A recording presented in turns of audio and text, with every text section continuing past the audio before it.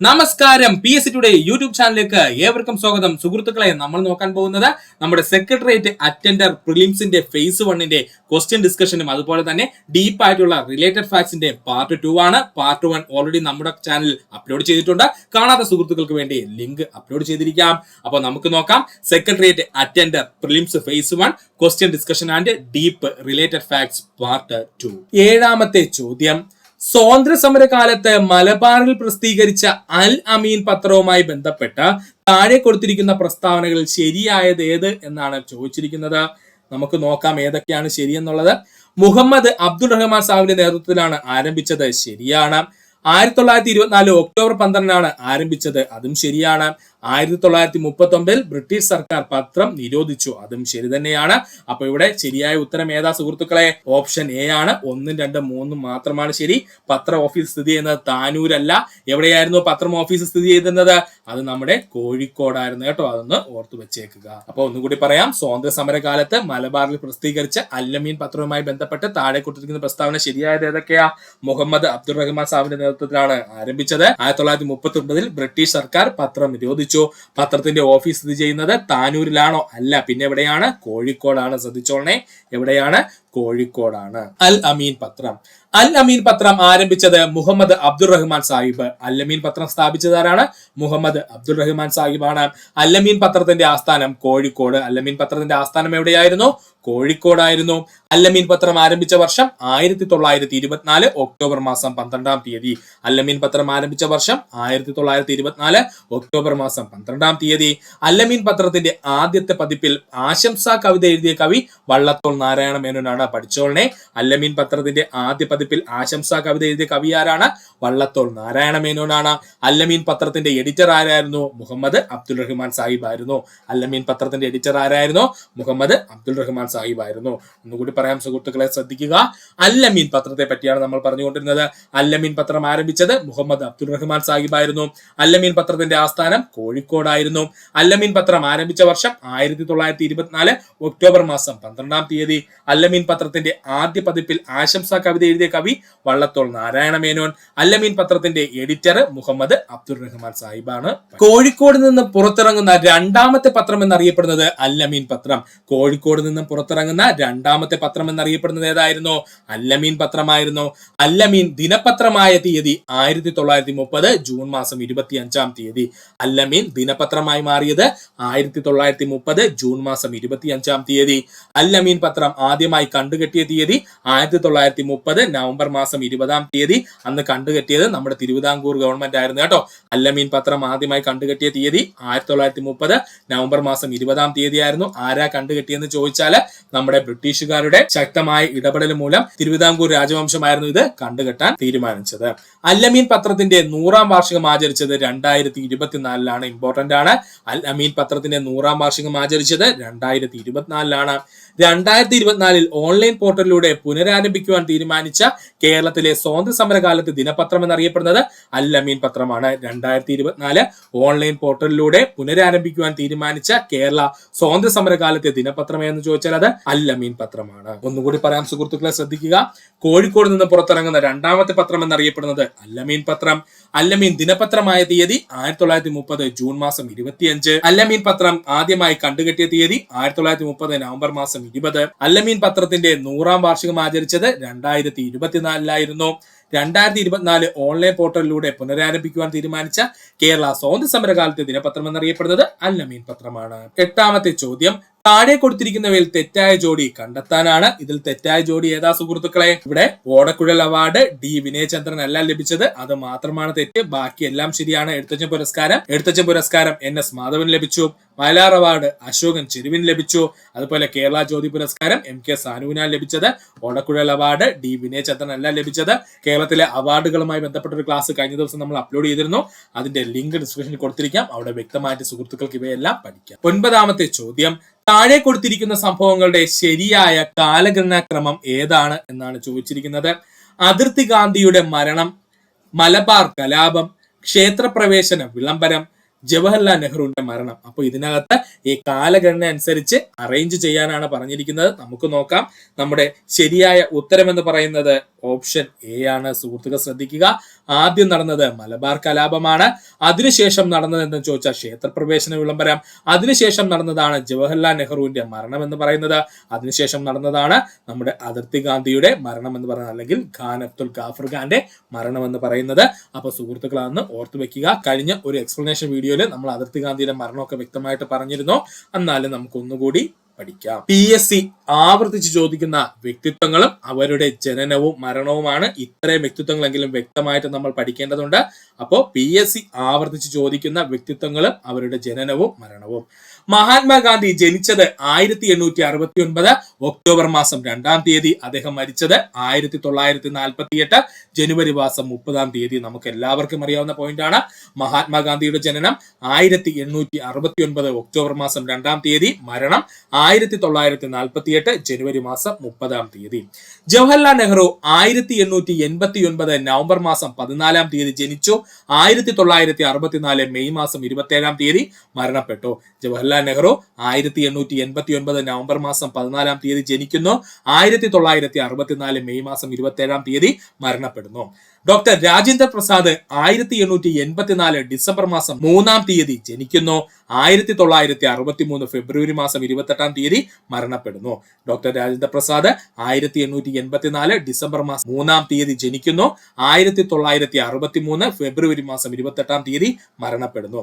ദയാനന്ദ സരസ്വതി 1824 ഫെബ്രുവരി മാസം 12-ാം തീയതി ജനിച്ചു. 1883 ഒക്ടോബർ മാസം 30-ാം തീയതി മരണപ്പെടുന്നു. ദയാനന്ദ സരസ്വതി 1824 ഫെബ്രുവരി മാസം 12-ാം തീയതി ജനിക്കുന്നു. 1883 ഒക്ടോബർ മാസം 30-ാം തീയതി മരണപ്പെടുന്നു. ലാല ലജ്പത് റായ് 1865 ജനുവരി മാസം 28-ാം തീയതി ജനിക്കുന്നു. 1928 നവംബർ മാസം 17-ാം തീയതി മരണപ്പെടുന്നു. ലാല ലജ്പത് റായ് 1865 ജനുവരി മാസം 28-ാം തീയതി ജനിക്കുന്നു. 1928 നവംബർ മാസം 17-ാം തീയതി മരണപ്പെടുന്നു. സ്വാമി വിവേകാനന്ദൻ 1863 ജനുവരി മാസം 12-ാം തീയതി ജനിക്കുന്നു. 1902 ജൂലൈ മാസം 4-ാം തീയതി മരണപ്പെടുന്നു. സ്വാമി വിവേകാനന്ദൻ 1863 ജനുവരി മാസം 12-ാം തീയതി ജനിക്കുന്നു. 1902 ജൂലൈ മാസം 4-ാം തീയതി മരണപ്പെടുന്നു. സുഭാഷ് ചന്ദ്രബോസ് ജനിച്ചത് 1897 ജനുവരി മാസം 23-ാം തീയതിയാണ്. അദ്ദേഹത്തിന്റെ ജഡം ഇതുവരെയും കണ്ടെത്തിയിട്ടില്ല. അതുകൊണ്ട് തന്നെ അദ്ദേഹം മരണപ്പെട്ടെന്ന് നമുക്ക് ഔദ്യോഗികമായിട്ട് നമുക്ക് സ്ഥിരീകരിക്കാൻ കഴിയില്ല. സുഭാഷ് ചന്ദ്രബോസ് അപ്പോൾ ജനിച്ചതെന്ന 1897 ജനുവരി മാസം 23-ാം തീയതിയാണ്. ഒന്നുകൂടി പറയാം സുഹൃത്തുക്കളെ, ശ്രദ്ധിക്കുക. PSC സ്ഥിരമായി ചോദിക്കുന്ന വ്യക്തിത്വങ്ങളും അവരുടെ ജനന മരണവുമാണ് നമ്മളിവിടെ പറയാൻ പോകുന്നത്. മഹാത്മാഗാന്ധിജി 1869 ഒക്ടോബർ മാസം 2-ാം തീയതി ജനിക്കുന്നു. 1948 ജനുവരി മാസം 30-ാം തീയതി മരണപ്പെടുന്നു. ജവഹർലാൽ നെഹ്റു 1889 നവംബർ മാസം 14-ാം തീയതി ജനിക്കുന്നു. 1964 മെയ് മാസം 27-ാം തീയതി മരണപ്പെടുന്നു.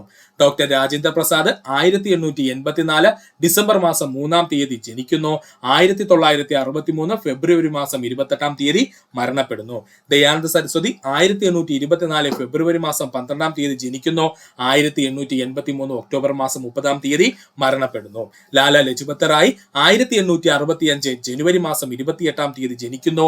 1928 നവംബർ മാസം 17-ാം തീയതി മരണപ്പെടുന്നു. സ്വാമി വിവേകാനന്ദൻ 1863 ജനുവരി മാസം 12-ാം തീയതി ജനിക്കുന്നു. 1902 ജൂലൈ 4-ാം തീയതി മരണപ്പെടുന്നു. സുഭാഷ് ചന്ദ്രബോസ് 1897 ജനുവരി 23 ജനിക്കുന്നു. അദ്ദേഹത്തിന്റെ ബോഡി നമുക്ക് ഇതുവരെ ലഭിച്ചില്ല. അതുകൊണ്ട് ഔദ്യോഗികമായിട്ട് നമുക്ക് അദ്ദേഹത്തിന്റെ മരണം സ്ഥിരീകരിക്കാൻ കഴിയില്ല. ഡോക്ടർ BR അംബേദ്കർ 1891 ഏപ്രിൽ മാസം 14-ാം തീയതി ജനനം. 1956 ഡിസംബർ മാസം 6-ാം തീയതി മരണം. ഡോക്ടർ BR അംബേദ്കർ 1891 ഏപ്രിൽ മാസം 14-ാം തീയതി ജനനം. 1956 ഡിസംബർ മാസം 6-ാം തീയതി മരണം. ലാൽ ബഹദൂർ ശാസ്ത്രി 1904 ഒക്ടോബർ 2-ന് ജനനം. 1966 ജനുവരി 11 മരണം. ലാൽ ബഹദൂർ ശാസ്ത്രി 1904 ഒക്ടോബർ 2 ജനനം. 1966 ജനുവരി മാസം 11 മരണം. ഗോപാലകൃഷ്ണ ഗോഖലെ 1866 മെയ് മാസം 9 ജനനം. 1915 ഫെബ്രുവരി മാസം 19 അദ്ദേഹം മരണപ്പെട്ടു. ഗോപാലകൃഷ്ണ ഗോഖലെ 1866 മെയ് മാസം 9 ജനിക്കുന്നു. 1915 ഫെബ്രുവരി മാസം 19 മരണപ്പെടുന്നു.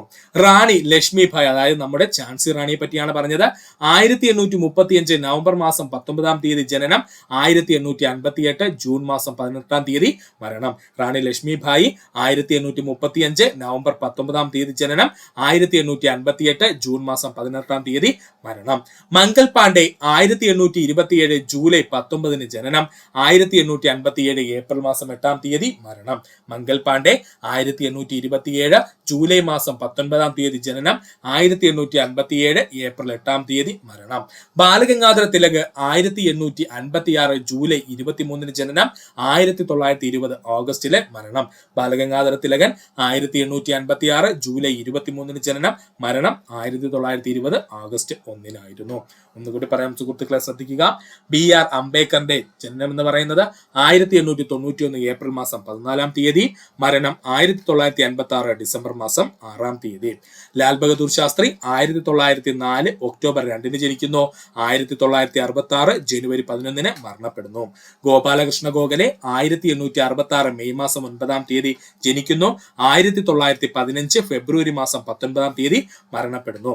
റാണി ലക്ഷ്മിഭായ്, അല്ലെങ്കിൽ നമുക്ക് പറയാം ഝാൻസി റാണി, ജനിച്ചത് 1835 നവംബർ മാസം 19 മരിച്ചത് 1858 ജൂൺ മാസം 18 മംഗൾ പാണ്ഡെ 1827 ജൂലൈ മാസം 19 ജനനം. മരണം 1857 ഏപ്രിൽ മാസം 8 ബാലഗംഗാധര തിലകിന്റെ ജനനം 1856 ജൂലൈ 23. അദ്ദേഹത്തിന്റെ മരണം 1920 ഓഗസ്റ്റ് 1 ഇതുപോലെ നമുക്ക് പഠിക്കുവാനുള്ളതാണ് കേരളത്തിലെ പ്രധാനപ്പെട്ട സംഭവങ്ങളും അതിന്റെ വർഷവും അതുകൂടി നമുക്ക് പഠിക്കേണ്ടതുണ്ട്. ഉദയം പേരൂർ സുന്നഹദോസ് വർഷം 1599. ഉദയം പേരൂർ സുന്നഹദോസ് വർഷം 1599. കൂനൻ കുരിശ് സത്യം 1653 ജനുവരി 3. കൂനൻ കുരിശ് സത്യം 1653 ജനുവരി മാസം 3. കുറിച്യർ കലാപം 1812. ചാന്നാർ ലഹള 1859. മലയാളി മെമ്മോറിയൽ 1891. എതിർ മെമ്മോറിയൽ 1891. PS ചോദിച്ചിട്ടുള്ള പ്രധാനപ്പെട്ട സംഭവങ്ങളും അവയുടെ വർഷം മാത്രമേ പറയുന്നുള്ളൂ. അതുകൊണ്ട് സുഹൃത്തുക്കൾ പഠിക്കാൻ ശ്രമിക്കുക. ഉദയം പേരൂർ സുന്നഹദോസ് വർഷം 1599. കൂനൻ കുരിശ് സത്യം 1653 ജനുവരി മാസം 3. കുറിച്യർ കലാപം 1812. ചാന്നാർ ലഹള 1859. മലയാളി മെമ്മോറിയൽ 1891. എതിർ മെമ്മോറിയൽ 1891 പഠിക്കുക. ഈഴവ മെമ്മോറിയൽ 1896. നായർ ഈഴവ ലഹള 1905. പുലയ ലഹള 1915. പെരിനാട് ലഹള 1915. മലബാർ ജില്ലാ കോൺഗ്രസ് നടന്നത് 1916. മലബാർ കലാപം നടന്നത് 1921. വാഗൺ ട്രാജഡി നടന്നത് 1921. വൈക്കം സത്യാഗ്രഹം നടന്നത് 1924. ശുചീന്ദ്രം സത്യാഗ്രഹം നടന്നത് 1926. വൈക്കം സത്യാഗ്രഹം നടന്നത് 1924. ശുചീന്ദ്രം സത്യാഗ്രഹം നടന്നത് 1926. ഒന്നുകൂടി പറയാം സുഹൃത്തുക്കളെ, ശ്രദ്ധിക്കുക. ഈഴവ മെമ്മോറിയൽ 1896. നായർ ഈഴവ ലഹള 1905. പുലയ ലഹള 1915. പെരിനാട് ലഹള 1915. മലബാർ ജില്ലാ കോൺഗ്രസ് 1916. മലബാർ കലാപം നടന്നത് 1921. വാഗൺ ട്രാജഡി നടന്നത് 1921. വൈക്കം സത്യാഗ്രഹം നടന്നത് 1924. ശുചീന്ദ്രം സത്യാഗ്രഹം നടന്നത് 1926. കേരള ഉപ്പ് സത്യാഗ്രഹം 1930. 1930. നിവർത്തന പ്രക്ഷോഭം 1931. 1932, നിവർത്തന പ്രക്ഷോഭം 1932, മൊഴാറ സമരം 1940, മൊഴാറ സമരം 1940, കയ്യൂർ സമരം 1941, കയ്യൂർ സമരം 1941, Kizhayur bomb case 1942, Keezhariyur bomb case 1942, Punnapra Vayalar സമരം 1946, പുന്നപ്ര വയലാർ സമരം 1946, കേരള ഉപ്പു സത്യാഗ്രഹം 1930, നിവർത്തന പ്രക്ഷോഭം 1932, മൊറാഴ സമരം 1940, കയ്യൂർ സമരം 1941, കിഴയൂർ ബോംബ് കേസ് 1942, പുന്നപ്ര വയലാർ സമരം 1946. പഠിക്കുക. നമ്മുടെ 10ാമത്തെ ചോദ്യം, കൊച്ചി മെട്രോയുമായി ബന്ധപ്പെട്ട് താഴെ കൊടുത്തിരിക്കുന്ന പ്രസ്താവനകൾ ശരിയായത് ഏതാണ്? കൊച്ചി മെട്രോ ഉദ്ഘാടനം ചെയ്യപ്പെട്ടത് 2017 ജൂൺ 17-നാണ്. ശരിയാണ്. അന്നൊരു നമ്മുടെ LDCയുടെ എക്സാം ആയിരുന്നു. ഭയങ്കര ബ്ലോക്ക് ആയിട്ട് ഒത്തിരി പേർക്ക് ആ പരീക്ഷയിൽ എഴുതാൻ പറ്റിയില്ല. അങ്ങനെ ഒരു സംഭവം ഉണ്ടായിരുന്നു. അപ്പോൾ കൊച്ചി മെട്രോ ഉദ്ഘാടനം ചെയ്യപ്പെട്ടത് 2017 ജൂൺ മാസം 17-ാം തീയതി ആയിരുന്നു. KMRL ആണ് ഇതിന്റെ പ്രവർത്തന ചുമതല വഹിക്കുന്നത്. ശരിയാണ്. കേരള മെട്രോ റെയിൽ ലിമിറ്റഡ് അഥവാ KMRL ആണ് ഇതിന്റെ പ്രവർത്തന ചുമതല വഹിച്ചത്. ശരിയാണ്. കൊച്ചി മെട്രോയുടെ അനുബന്ധ ജലപാത പദ്ധതിയാണ് കൊച്ചി വാട്ടർ മെട്രോ. അതും ശരി തന്നെയാണ്. കൊച്ചി മെട്രോയുടെ അനുബന്ധ ജലപാത പദ്ധതിയാണ് കൊച്ചി വാട്ടർ മെട്രോ എന്ന് പറയുന്നത്. ഇന്ത്യയിലെ 18ാമത്തെ മെട്രോ റെയിൽവേ ആണ് കൊച്ചി മെട്രോ. തെറ്റാണ് കേട്ടോ. ഇന്ത്യയിലെ 8ാമത്തെ മെട്രോയാണ് ആരെന്ന് പറയുന്നത്? നമ്മുടെ കൊച്ചി മെട്രോ എന്ന് പറയുന്നത്. അപ്പൊ ഇതിൽ ശരിയായ ഉത്തരം ഏതാ സുഹൃത്തുക്കളെ? ഓപ്ഷൻ സി ആണ്. 1, 2, 3 മാത്രമേ ശരിയുള്ളൂ. 4 തെറ്റാണ്. പഠിക്കുക. ലോകത്തിൽ ആദ്യമായി മെട്രോ വന്നത് ഇംഗ്ലണ്ടിലെ വർഷം 1890. ലോകത്തിൽ ആദ്യമായി മെട്രോ വന്നത് ഇംഗ്ലണ്ടിലാണ്. വർഷം 1890-ലാണ് വന്നത്. ഇന്ത്യയിൽ ആദ്യമായി മെട്രോ വന്നത് കൊൽക്കത്തയിലാണ്. വർഷം 1984. ഇന്ത്യയിൽ ആദ്യമായി മെട്രോ വന്നത് കൊൽക്കത്തയിലാണ്. വർഷം 1984. ദക്ഷിണേന്ത്യയിൽ ആദ്യമായി മെട്രോ വന്നത് ബാംഗ്ലൂരിലാണ്. വർഷം 2011. കേരളത്തിൽ ആദ്യമായി മെട്രോ വന്നത് കൊച്ചിയിലാണ്. വർഷം 2017 ജൂൺ 17. ഇങ്ങനെ തന്നെ പഠിച്ചോളണേ. ദക്ഷിണേന്ത്യയിൽ ആദ്യമായി മെട്രോ വന്നത് ബാംഗ്ലൂരാണ്. വർഷം 2011. കേരളത്തിൽ ആദ്യമായി മെട്രോ വന്നത് കൊച്ചിയിലാണ്. വർഷം 2017 ജൂൺ 17. കൊച്ചി മെട്രോ ഉദ്ഘാടനം നിർവഹിച്ചത് നരേന്ദ്രമോദി. കൊച്ചി മെട്രോ ഉദ്ഘാടനം നിർവഹിച്ചത് ആരാ? നരേന്ദ്രമോദിയാണ്. ഇന്ത്യയിലെ എത്രാമത്തെ മെട്രോയാണ് കൊച്ചി മെട്രോ? 8ാമത്തെ മെട്രോയാണ്. ഇന്ത്യയിലെ എത്രാമത്തെ മെട്രോയാണ് കൊച്ചി മെട്രോ എന്ന് ചോദിച്ചാൽ 8ാമത്തെ മെട്രോയാണ് കൊച്ചി മെട്രോ. ഇന്ത്യയിലെ 2ാമത്തെ മെട്രോ എന്നറിയപ്പെടുന്നത് ഡൽഹി മെട്രോയാണ്. ഇന്ത്യയിലെ 2ാമത്തെ മെട്രോ എന്നറിയപ്പെടുന്നത് ഏതാണ്? ഡൽഹി മെട്രോയാണ്. ലോകത്തിലെ ആദ്യത്തെ ഹരിത മെട്രോ എന്നറിയപ്പെടുന്നത് ഡൽഹിയാണ്. ലോകത്തിലെ ആദ്യത്തെ ഹരിത മെട്രോ എന്നറിയപ്പെടുന്നത് അല്ലെങ്കിൽ ഗ്രീൻ മെട്രോ എന്നൊക്കെ അറിയപ്പെടുന്നത് ആരാണ്? അത് ഡൽഹിയാണ്. പരിസ്ഥിതി സൗഹാർദ്ദത്തിന് ISO സർട്ടിഫിക്കേഷൻ നേടിയ ആദ്യത്തെ മെട്രോ ഡൽഹി മെട്രോ. പഠിച്ചോളണേ. പരിസ്ഥിതി സൗഹാർദ്ദത്തിന് ISO സർട്ടിഫിക്കറ്റ് നേടിയ ആദ്യത്തെ മെട്രോ ഡൽഹി മെട്രോ. സ്വന്തമായി FM റേഡിയോ സ്റ്റേഷൻ ആരംഭിച്ച മെട്രോ ലക്നൗ മെട്രോ. പഠിച്ചോളണേ. സ്വന്തമായി FM റേഡിയോ സ്റ്റേഷൻ ആരംഭിച്ച മെട്രോ ലക്നൗ മെട്രോയാണ്. ഒന്നുകൂടി പറയാം സുഹൃത്തുക്കളെ, ശ്രദ്ധിക്കുക.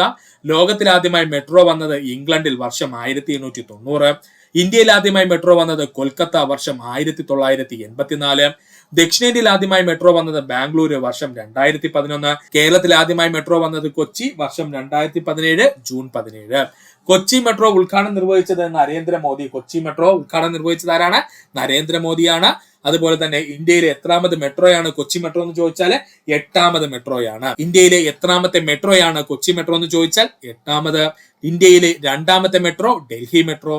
ലോകത്തിലെ ആദ്യത്തെ ഹരിത മെട്രോ എന്നറിയപ്പെടുന്നത് ഡൽഹി മെട്രോയാണ്. പരിസ്ഥിതി സൗഹാർദ്ദത്തിന് ISO സർട്ടിഫിക്കേഷൻ നേടിയ ആദ്യത്തെ മെട്രോ ഡൽഹി മെട്രോയാണ്.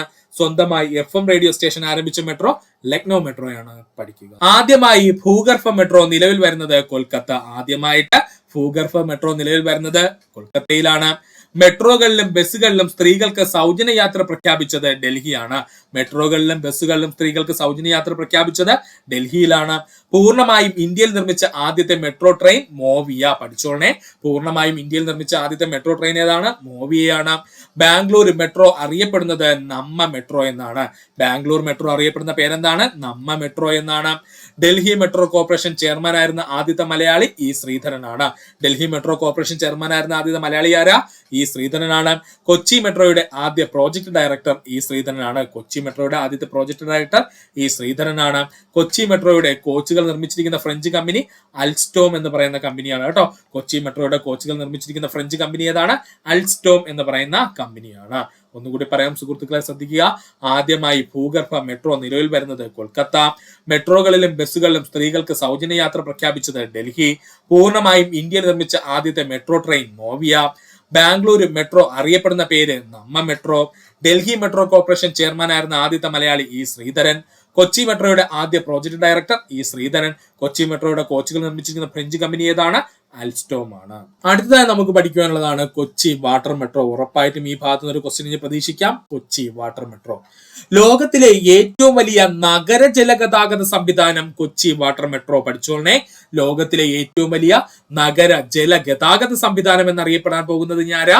നമ്മുടെ കൊച്ചി വാട്ടർ മെട്രോയാണ്. ലോകത്തിലെ ആദ്യത്തെ centralised controlled water transport system Kochi water മെട്രോയാണ്. ലോകത്തിലെ ആദ്യത്തെ centralised controlled water transport system എന്നറിയപ്പെടുന്നത് കൊച്ചി വാട്ടർ മെട്രോയാണ്. ഇന്ത്യയിലെ ആദ്യത്തെ വാട്ടർ മെട്രോ പദ്ധതി കൊച്ചി വാട്ടർ മെട്രോ. ഇന്ത്യയിലെ ആദ്യത്തെ വാട്ടർ മെട്രോ പദ്ധതി എന്നറിയപ്പെടുന്നത് കൊച്ചി വാട്ടർ മെട്രോയാണ്. കൊച്ചി വാട്ടർ മെട്രോ നിലവിൽ വരുന്നത് 2023 ഏപ്രിൽ മാസം 25-ാം തീയതി. കൊച്ചി വാട്ടർ മെട്രോ നിലവിൽ വന്നത് 2023 ഏപ്രിൽ മാസം 25-ാം തീയതി. ഉദ്ഘാടനം ചെയ്തത് നരേന്ദ്രമോദി. ഉദ്ഘാടനം ചെയ്തത് ആരാണ്? നരേന്ദ്രമോദിയാണ്. കൊച്ചിൻ വാട്ടർ മെട്രോയുടെ ഭാഗ്യചിഹ്നം ജംഗു എന്ന മത്സ്യമാണ്. ഇരിക്കുന്നുണ്ടോ? ഇവനാണ് കേട്ടോ ജംഗു. കൊച്ചി വാട്ടർ മെട്രോയുടെ ഭാഗ്യചിഹ്നം എന്താണ്? ജംഗു എന്ന മത്സ്യമാണ്. കൊച്ചി വാട്ടർ മെട്രോയുടെ ആകെ നീളം 76 കിലോമീറ്റർ ആണ്. കൊച്ചി വാട്ടർ മെട്രോയുടെ ആകെ നീളം എത്രയാ? 76 കിലോമീറ്റർ ആണ്. നേതൃത്വം നൽകുന്ന സ്ഥാപനം കൊച്ചി മെട്രോ റെയിൽ ലിമിറ്റഡ് അഥവാ KMRL ആണ്. നേതൃത്വം നൽകുന്ന സ്ഥാപനം ഏതാണ്? കൊച്ചി മെട്രോ റെയിൽ ലിമിറ്റഡ് അഥവാ KMRL ആണ്. കൊച്ചി വാട്ടർ മെട്രോയുടെ നിയന്ത്രണം കേരള വാട്ടർ മെട്രോ ലിമിറ്റഡിനാണ് അഥവാ KWML നാണ് കേട്ടോ. കൊച്ചി വാട്ടർ മെട്രോയുടെ നിയന്ത്രണമാർക്കാണ്? കേരള വാട്ടർ മെട്രോ ലിമിറ്റഡ് അഥവാ KWML-നാണ്. കൊച്ചി വാട്ടർ മെട്രോയുടെ നിർമ്മാണവുമായി ധനപരമായി സഹകരിച്ച രാജ്യം എന്ന് ചോദിച്ചാൽ അത് ജർമ്മനിയാണ്. പഠിച്ചോളനെ, കൊച്ചി വാട്ടർ മെട്രോയുടെ നിർമ്മാണവുമായി ധനപരമായി സഹകരിച്ച രാജ്യം ജർമ്മനിയാണ്. കൊച്ചി വാട്ടർ മെട്രോയുടെ ഭാഗമായുള്ള ബോട്ടുകളുടെ എണ്ണം 78 ആണ്. കൊച്ചി വാട്ടർ മെട്രോയുടെ ഭാഗമായുള്ള ബോട്ടുകളുടെ എണ്ണം എത്രയാണ്? 78 ആണ്. കൊച്ചി വാട്ടർ മെട്രോയുമായി ബന്ധപ്പെട്ടിരിക്കുന്ന ദ്വീപുകളുടെ എണ്ണം 10 ആണ്. കൊച്ചി വാട്ടർ മെട്രോയുമായി ബന്ധപ്പെട്ടിരിക്കുന്ന ദ്വീപുകളുടെ എണ്ണം 10 ആണ്. കൊച്ചി വാട്ടർ മെട്രോയുടെ ആദ്യത്തെ സർവീസ് നടന്നത് ഹൈക്കോടതി മുതൽ വൈപ്പിൻ വരെയാണ്. കൊച്ചി വാട്ടർ മെട്രോയുടെ ആദ്യത്തെ സർവീസ് നടന്നത് നമ്മുടെ കേരള ഹൈക്കോടതിയുടെ അത് മുതൽ വൈപ്പിൻ വരെയാണ്. കൊച്ചിൻ വാട്ടർ മെട്രോയുടെ 78% ഷെയർ കേരള ഗവൺമെന്റിനും 26% ഷെയർ KMRL-നുമാണ് കേട്ടോ. കൊച്ചി വാട്ടർ മെട്രോയുടെ 78% ഷെയർ കേരള ഗവൺമെന്റിനും 26% ഷെയർ KMRL-നുമാണ്. അതുകൂടെ സുഹൃത്തുക്കളൊന്ന് പഠിച്ചു വെക്കുക. കൊച്ചി വാട്ടർ മെട്രോയുടെ ഭാഗമായിരിക്കുന്ന കായല് വേമ്പനാട് കായല്. തെറ്റിപ്പോവലെ. കൊച്ചി വാട്ടർ മെട്രോയുടെ ഭാഗമായിരിക്കുന്ന കായൽ ഏതായിരിക്കും? വേമ്പനാട് കായൽ തന്നെയായിരിക്കും. കൊച്ചി വാട്ടർ മെട്രോയ്ക്ക് വേണ്ടി കൊച്ചിൻ ഷിപ്പ്യാർഡ് നൽകിയ ആദ്യത്തെ ബോട്ട് മുസിരിസ്. കൊച്ചി വാട്ടർ മെട്രോയ്ക്ക് വേണ്ടി കൊച്ചിൻ ഷിപ്പ്യാർഡ് നിർമ്മിച്ച് നൽകിയ ആദ്യത്തെ ബോട്ടിന്റെ പേരെന്താ? മുസിരിസ് എന്നാണ്. നമ്മുടെ 11ാമത്തെ ചോദ്യം, കെയ്ബിൾ ലംചാവോ ദേശീയോദ്യാനം സ്ഥിതി ചെയ്യുന്ന സംസ്ഥാനം? ഉത്തരം മണിപ്പൂരാണ്. നമുക്ക് എല്ലാവർക്കും അറിയാം കെയ്ബിൾ ലംചാവോ ദേശീയോദ്യാനം സ്ഥിതി ചെയ്യുന്ന സംസ്ഥാനം ഏതാണ്? മണിപ്പൂരാണ്. കെയ്ബിൾ ലംചാവോയാണ് നമ്മുടെ ഇന്ത്യയിൽ തന്നെ അല്ലെങ്കിൽ ലോകത്തിലെ തന്നെ ഒഴുകുന്ന ഏക ദേശീയോദ്യാനം എന്നറിയപ്പെടുന്നത് കെയ്ബിൾ ലംചാവോ ദേശീയോദ്യാനമാണ്. അത് സ്ഥിതി ചെയ്യുന്നത് എവിടെയാ? മണിപ്പൂര് സംസ്ഥാനത്തിലാണ്. എന്താണ് സുഹൃത്തുക്കളെ ദേശീയോദ്യാനം കൊണ്ട് ഉദ്ദേശിക്കുന്നത്? പ്രകൃതി പരിസ്ഥിതി സംരക്ഷണത്തിനായി ഒരു സംസ്ഥാനത്തിന്റെയോ ഒരു കേന്ദ്രഭരണ പ്രദേശത്തിന്റെയോ ഗവൺമെന്റ് നീക്കിവച്ചിരിക്കുന്ന ഏതൊരു പ്രകൃതിദത്ത ആവാസ വ്യവസ്ഥയും ദേശീയ ഉദ്യാനം എന്ന് വിളിക്കുന്നു. എന്താ ദേശീയ ഉദ്യാനം എന്ന് പറഞ്ഞു കഴിഞ്ഞാല് പ്രകൃതി പരിസ്ഥിതി സംരക്ഷണത്തിനായിട്ട് ഒരു സംസ്ഥാനത്തിന്റെയോ ഒരു കേന്ദ്രഭരണ പ്രദേശത്തിന്റെയോ ഗവൺമെന്റ് നീക്കിവച്ചിരിക്കുന്ന ഏതൊരു പ്രകൃതിദത്ത ആവാസ വ്യവസ്ഥയെയും ദേശീയ ഉദ്യാനം എന്ന പേരിൽ വിളിക്കുന്നു. ജസ്റ്റ് ഒന്ന് പഠിച്ചു വെച്ചാൽ മതി. ഇപ്പൊ ഇങ്ങനെയും ചോദ്യം ചോദിക്കുന്നുണ്ട്, അതുകൊണ്ട് ഒന്നുകൂടി പറഞ്ഞു തരാൻ ശ്രദ്ധിക്കുക സുഹൃത്തുക്കളെ. എന്താണ് ദേശീയ ഉദ്യാനം എന്ന് ചോദിച്ചു കഴിഞ്ഞാല് പ്രകൃതി പരിസ്ഥിതി സംരക്ഷണത്തിനായിട്ട് ഒരു സംസ്ഥാന സർക്കാരിന്റെയോ ഒരു കേന്ദ്രഭരണ പ്രദേശത്തിന്റെയോ ഗവൺമെന്റ് നീക്കിവച്ചിരിക്കുന്ന ഏതൊരു പ്രകൃതിദത്ത ആവാസ വ്യവസ്ഥയും നമുക്ക് ദേശീയ ഉദ്യാനം എന്ന് വിളിക്കാം. ഇന്ത്യയിലെ ആകെ ദേശീയ ഉദ്യാനങ്ങളുടെ എണ്ണം 106 ആണ്. 2024 കണക്ക് പ്രകാരമാണ് പറഞ്ഞത്. ശ്രദ്ധിച്ചോളണേ, ഇന്ത്യയിലെ ആകെ ദേശീയോദ്യാനങ്ങളുടെ എണ്ണം ഇപ്പൊ എത്രയാ സുഹൃത്തുക്കളെ? 106 ആണ്. പഴയ ടെക്സ്റ്റ് ബുക്കുകൾ പഠിക്കുന്ന സുഹൃത്തുക്കൾക്ക് ചിലപ്പോൾ 104 എന്ന് കാണാം. ഇപ്പോൾ 2 പുതിയ ദേശീയോദ്യാനങ്ങളൂടെ വന്നിട്ടുണ്ട്. അതുകൊണ്ട് ഇന്ത്യയിലെ ആകെ ദേശീയോദ്യാനങ്ങളുടെ എണ്ണം എത്രയാ? 106 ആണ്. ഇന്ത്യയിൽ ആദ്യമായി രൂപീകരിച്ച ദേശീയോദ്യാനം ജിം കോർബറ്റ് ദേശീയോദ്യാനം. അത് രൂപീകൃതമായ വർഷം 1936. ഇന്ത്യയിൽ ആദ്യമായി രൂപീകരിച്ച ദേശീയോദ്യാനം ഏതാണ്? ജിം കോർബറ്റ് ദേശീയോദ്യാനം അല്ലെങ്കിൽ കോർബറ്റ് ദേശീയോദ്യാനം എന്ന് അറിയപ്പെടുന്നുണ്ട്. ഇത് എന്നാ രൂപീകരിച്ചത്? 1936. ഇന്ത്യയിൽ ഏറ്റവും അവസാനമായി രൂപീകരിക്കപ്പെട്ട ദേശീയോദ്യാനം എന്ന് ചോദിച്ചാൽ അത് റൈമോണ നാഷണൽ പാർക്ക് ആസാമിലാണ്. 2021 ജൂൺ 5-നാണ് ഇത് രൂപീകരിക്കപ്പെട്ടത്. പഠിച്ചോളനെ, ഇന്ത്യയിലെ ഏറ്റവും അവസാനമായി രൂപീകരിക്കപ്പെട്ട ദേശീയോദ്യാനം ഏതാണ്? റൈമോണ നാഷണൽ പാർക്ക് അല്ലെങ്കിൽ ദേശീയോദ്യാനം. ഏത് സംസ്ഥാനത്തിലാ? ആസാമിലാണ്. ഇത് എന്നാ രൂപീകരിക്കപ്പെട്ടത്? 2021 ജൂൺ മാസം 5-ാം തീയതിയാണ്. ഡേറ്റ് വ്യക്തമായിട്ട് പഠിക്കാൻ ശ്രമിക്കുക. ഇന്ത്യയിൽ 105-ാമതായിട്ട് വന്ന ദേശീയോദ്യാനം എന്ന് ചോദിച്ചാൽ അത് ദച്ചിങ് പട്കായ് ദേശീയോദ്യാനം. അതും എവിടെ തന്നെയാണ്? ആസാമിൽ തന്നെയാണ്. ഇന്ത്യയിലെ 105-ാമതായി വന്ന ദേശീയോദ്യാനം ഏതാ? ദച്ചിങ് പട്കായ് ദേശീയോദ്യാനം. അതും എവിടെ തന്നെയാണ്? ആസാം സംസ്ഥാനത്തിന്റെ ഭാഗമായി തന്നെയാണ് വന്നത്. ഒന്നുകൂടി പറയാം സുഹൃത്തുക്കളെ, ശ്രദ്ധിക്കുക. ഇന്ത്യയിലെ ആകെ ദേശീയോദ്യാനങ്ങളുടെ എണ്ണം ഇപ്പൊ എത്രയാ? 106 ആണ്. ഇത് 2024 കണക്ക് പ്രകാരമാണ്. അപ്പൊ പഴയ പുസ്തകങ്ങളൊക്കെ നോക്കുന്നുണ്ടെങ്കിൽ ചിലപ്പോൾ 104 എന്ന് കാണും. അപ്പൊ തിരുത്തി പഠിച്ചോളുക. ഇന്ത്യയിലെ ആകെ ദേശീയോദ്യാനങ്ങൾ ഇപ്പൊ എത്രയാ? 106 ആണ്. ഇന്ത്യയിൽ ആദ്യമായി രൂപീകരിച്ച ദേശീയോദ്യാനം ജിം കോർബറ്റ് ദേശീയോദ്യാനം അല്ലെങ്കിൽ കോർബറ്റ് ദേശീയോദ്യാനം എന്നറിയപ്പെടുന്നു. രൂപീകരിക്കപ്പെട്ട വർഷം 1936. ഇന്ത്യയിൽ ഏറ്റവും അവസാനമായി രൂപീകരിക്കപ്പെട്ട ദേശീയോദ്യാനം എന്ന് ചോദിച്ചാൽ അത് റൈമോണ ദേശീയോദ്യാനമാണ്. അത് എവിടെയാണ്? ആസാം സംസ്ഥാനത്തിന്റെ ഭാഗമായാണ് കാണപ്പെടുന്നത്. ഏത് വർഷമാണ് അത് രൂപീകരിക്കപ്പെട്ടത്? 2021 ജൂൺ മാസം 5-ാം തീയതിയാണ്. ഇന്ത്യയിലെ 105-ാമത്തെ ദേശീയോദ്യാനം എന്നറിയപ്പെടുന്നത് ദച്ചിങ് പട്കായ് ദേശീയോദ്യാനമാണ്. സ്ഥിതി ചെയ്യുന്ന സംസ്ഥാനം ഏതാ? ആസാം സംസ്ഥാനം തന്നെയാണ്. പഠിക്കുക. ഇന്ത്യയിൽ ഏറ്റവും കൂടുതൽ ദേശീയ ഉദ്യാനങ്ങളുള്ള സംസ്ഥാനം മധ്യപ്രദേശാണ്. 11 ദേശീയ ഉദ്യാനങ്ങൾ മധ്യപ്രദേശിലുണ്ട്. പഠിച്ചോളനെ, ഇന്ത്യയിൽ ഏറ്റവും കൂടുതൽ ദേശീയ ഉദ്യാനങ്ങളുള്ള സംസ്ഥാനം ഏതാണ്? മധ്യപ്രദേശാണ്. മധ്യപ്രദേശിലെ ദേശീയ ഉദ്യാനങ്ങളുടെ എണ്ണം എത്രയാ? 11 ആണ്. ഇന്ത്യയിൽ ഏറ്റവും കൂടുതൽ ദേശീയോദ്യാനമുള്ള കേന്ദ്രഭരണ പ്രദേശമാണ് ചോദിക്കുന്നെങ്കിൽ അത് ആൻഡമാൻ നിക്കോബാർ ദ്വീപുകളാണ്. ഇവിടെ 9 ദേശീയോദ്യാനങ്ങളുണ്ട്. പഠിച്ചോളനെ, ഇന്ത്യയിൽ ഏറ്റവും കൂടുതൽ ദേശീയോദ്യാനങ്ങളുള്ള കേന്ദ്രഭരണ പ്രദേശം ചോദിച്ചു കഴിഞ്ഞാൽ അത് ആൻഡമാൻ നിക്കോബാർ ദ്വീപുകളാണ്. 9 ദേശീയോദ്യാനങ്ങളാണ് ഇവിടെ ഉള്ളത്. ഇന്ത്യയിൽ ഏറ്റവും വലിയ ദേശീയോദ്യാനം എന്നറിയപ്പെടുന്നത് ഹെമീസ് നാഷണൽ പാർക്കാണ്. അത് സ്ഥിതി ചെയ്യുന്നത് ലഡാക്കിലാണ്. അതിന്റെ വിസ്തൃതി കൂടെ ഒന്ന് പഠിച്ചു വെച്ചേക്കുക. 3350 ചതുരശ്ര കിലോമീറ്റർ ആണ്. ഈ കഴിഞ്ഞൊരു എക്സാമിന് ചോദിച്ചിരുന്നു, അതുകൊണ്ടാണ് എടുത്തു പറഞ്ഞത്. ഇന്ത്യയിൽ ഏറ്റവും വലിയ ദേശീയോദ്യാനം എന്നറിയപ്പെടുന്നത് ഹെമീസ് ദേശീയോദ്യാനം അല്ലെങ്കിൽ ഹെമീസ് നാഷണൽ പാർക്കാണ്. ഇത് സ്ഥിതി ചെയ്യുന്ന എവിടെയാണ്? ലഡാക്ക് കേന്ദ്രഭരണ പ്രദേശത്തിന്റെ ഭാഗമായിട്ടാണ്. ഇതിന്റെ വിസ്തൃതി എത്രയാ സുഹൃത്തുക്കളെ? 3350 ചതുരശ്ര കിലോമീറ്റർ ആണ്. ഇന്ത്യയിൽ ഏറ്റവും ചെറിയ ദേശീയോദ്യാനം എന്നറിയപ്പെടുന്നത് സൗത്ത് ബട്ടൺ ദേശീയോദ്യാനം. എവിടെയാ സ്ഥിതി ചെയ്യുന്നത്? ആൻഡമാൻ നിക്കോബാർ ദ്വീപുകളുടെ ഭാഗമായിട്ട്. വെറും 5 ചതുരശ്ര കിലോമീറ്റർ മാത്രമാണ് ഇവന്റെ വിസ്തൃതി എന്ന് പറയുന്നത്. ഓക്കെ ആണ്. ഇന്ത്യയിലെ ഏറ്റവും ചെറിയ ദേശീയോദ്യാനം എന്നറിയപ്പെടുന്നത് സൗത്ത് ബട്ടൺ ദേശീയോദ്യാനമാണ്. ഇത് സ്ഥിതി ചെയ്യുന്ന എവിടെയാ? ആൻഡമാൻ നിക്കോബാർ ദ്വീപുകളുടെ ഭാഗമായിട്ടാണ്. അവന്റെ വിസ്തൃതി എത്രയാ? വെറും 5 ചതുരശ്ര കിലോമീറ്റർ മാത്രമാണ്. ഒന്നുകൂടി പറയാം സുഹൃത്തുക്കളെ, ശ്രദ്ധിക്കുക. ഇന്ത്യയിൽ ഏറ്റവും കൂടുതൽ ദേശീയോദ്യാനങ്ങളുള്ള സംസ്ഥാനം മധ്യപ്രദേശാണ്. 11 ദേശീയോദ്യാനങ്ങളാണ് മധ്യപ്രദേശിലുള്ളത്. ഇന്ത്യയിൽ ഏറ്റവും കൂടുതൽ ദേശീയോദ്യാനങ്ങളുള്ള കേന്ദ്രഭരണ പ്രദേശം ഏതാ? ആൻഡമാൻ നിക്കോബാർ ദ്വീപാണ്. എത്രയാണത്? 9 ദേശീയോദ്യാനങ്ങളാണ് അവിടെയുള്ളത്. ഇന്ത്യയിലെ ഏറ്റവും വലിയ ദേശീയോദ്യാനം എന്നറിയപ്പെടുന്നത് ഹെമീസ് നാഷണൽ പാർക്കാണ്. സ്ഥിതി ചെയ്യുന്ന എവിടെയാണ്? ലഡാക്ക് കേന്ദ്രഭരണ പ്രദേശത്തിന്റെ ഭാഗമായിട്ടാണ്. ഇതിന് എത്ര വിസ്തൃതിയുണ്ട് സുഹൃത്തുക്കളെ? ഏകദേശം 3350 ചതുരശ്ര കിലോമീറ്റർ ഉണ്ട്. ഇവിടെ പഠിക്കാൻ ഒരു കാര്യം കൂടെ സുഹൃത്തുക്കൾ ശ്രദ്ധിക്കുക. ഈ ഹെമീസ് നാഷണൽ പാർക്ക് പഴയ ടെക്സ്റ്റ് ബുക്കുകളിലാണെങ്കിൽ നമ്മുടെ ജമ്മു ആൻഡ് കാശ്മീർ ആണെന്നായിരിക്കും കിടക്കുന്നത്. അത് തെറ്റാണ്. ഇപ്പൊ കൃത്യമായിട്ട് പറഞ്ഞു കഴിഞ്ഞാൽ അത് ലഡാക്കിന്റെ ഭാഗമാണ്. അതുകൂടെ ഒന്ന് ഓർക്കുക. ഇന്ത്യയിലെ ഏറ്റവും ചെറിയ ദേശീയോദ്യാനം എന്നറിയപ്പെടുന്നത് സൗത്ത് ബട്ടൺ ദേശീയോദ്യാനമാണ്. ഇത് ആൻഡമാൻ നിക്കോബാർ കേന്ദ്രഭരണ പ്രദേശത്തിന്റെ ഭാഗമാണ്. ഇതിന്റെ വിസ്തൃതി എത്രയാ? 5 ചതുരശ്ര കിലോമീറ്റർ ആണ്. പഠിക്കുക. ഇനി നമുക്ക് കേരള PSC ഒരു തവണയെങ്കിലും ചോദിച്ചിട്ടുള്ള പ്രധാനപ്പെട്ട ദേശീയോദ്യാനങ്ങളെ മൊത്തം പഠിക്കാൻ പോവുകയാണ്. അവ രൂപീകരിക്കപ്പെട്ട വർഷവും കൂടെ നമ്മൾ പഠിക്കാൻ പോവുകയാണ്. കുറച്ച് ടഫ് ആയിരിക്കും സുഹൃത്തുക്കളെ, പക്ഷെ 2-3 തവണ നിങ്ങൾ വീഡിയോ കണ്ട് പഠിക്കാൻ ശ്രമിക്കുക. ഒരു തവണയെങ്കിലും PSC പ്രീവിയസ് ആയി ചോദിച്ചിട്ടുള്ള നമ്മുടെ നാഷണൽ പാർക്കുകൾ, ഇന്ത്യയിലെ നാഷണൽ പാർക്കുകളാണ് പറയാൻ പോകുന്നത്. വിത്ത് അത് ഫോം ചെയ്ത ഇയർ കൂടെ ചേർത്താണ് നമ്മൾ പറയാൻ പോകുന്നത്. അപ്പൊ നമുക്ക് നോക്കാം. ആദ്യമായി പഠിക്കാനുള്ളതാണ് Kanha national park. Kanha national park നിലവിൽ വന്നത് 1955 എവിടെയാ നിലവിൽ വന്നത്? മധ്യപ്രദേശ് സംസ്ഥാനത്താണ്. അപ്പോൾ കൻഹ നാഷണൽ പാർക്ക് നിലവിൽ വന്നത് 1955 ഏത് സംസ്ഥാനത്താണ് നിലവിൽ വന്നത്? മധ്യപ്രദേശ് സംസ്ഥാനത്തിലാണ്. 1975 പെഞ്ച് നാഷണൽ പാർക്ക് നിലവിൽ വന്നു, അതും മധ്യപ്രദേശ് സംസ്ഥാനത്തിൽ തന്നെയാണ്. 1975 പെഞ്ച് നാഷണൽ പാർക്ക് നിലവിൽ വരുന്നു, അതെവിടെയാ? മധ്യപ്രദേശ് സംസ്ഥാനത്ത് തന്നെയാണ്. 1981 പന്ന നാഷണൽ പാർക്ക് നിലവിൽ വരുന്നു, അതും മധ്യപ്രദേശ് സംസ്ഥാനം തന്നെയാണ്. 1981 പന്ന നാഷണൽ പാർക്ക് നിലവിൽ വരുന്നു, എവിടെയാണത്? മധ്യപ്രദേശ് സംസ്ഥാനത്തിലാണ്. 1983 ഫോസിൽ നാഷണൽ പാർക്ക് നിലവിൽ വരുന്നു, അതും എവിടെ തന്നെയാണ്?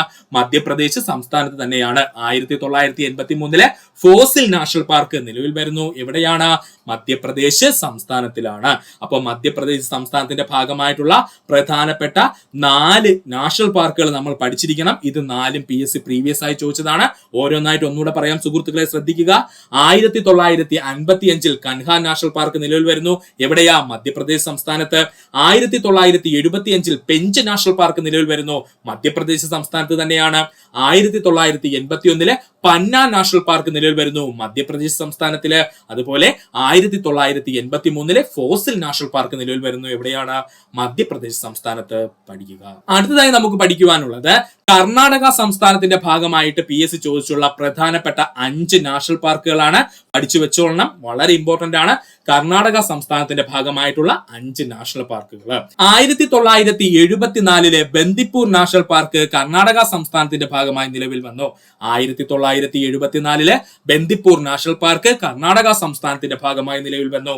1974 തന്നെ ബന്നാർഘട്ട നാഷണൽ പാർക്ക് കർണാടക സംസ്ഥാനത്ത് നിലവിൽ വന്നു.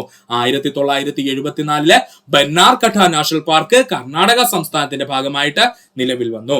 1987 അൻഷി നാഷണൽ പാർക്ക് കർണാടക സംസ്ഥാനത്തിന്റെ ഭാഗമായി നിലവിൽ വന്നു. 1987 അൻഷി നാഷണൽ പാർക്ക് കർണാടക സംസ്ഥാനത്തിന്റെ ഭാഗമായിട്ട് നിലവിൽ വന്നു.